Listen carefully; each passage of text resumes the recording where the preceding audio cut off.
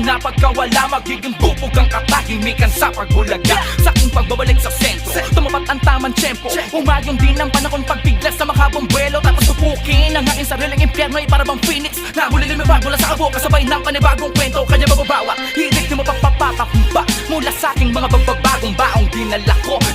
Dahil itong ipapapamalas ko ay higit pa sa dating akong kilala nyo. Mga nagpilit akong sirain, ano kamusta? Pagiging mapanghusga nyo ay tila kapuspa. Para maabot yung one level ng pagiging ako, nagsisimula pa lang, akala nyong tapos na. Akala nyo ganun na lang, pagkahinang nilalang, para din na magawang balikan ng iba pang dapat kong patunayan, sana dumali kayo. Kung akala nyo ganon lang kadali maging ako. Akala nyo ganun na lang, pagkahinang nilalang, para din na magawang balikan ng iba pang dapat kong patunayan, sana dumali kayo. Kung akala nyo ganon lang kadali maging ako.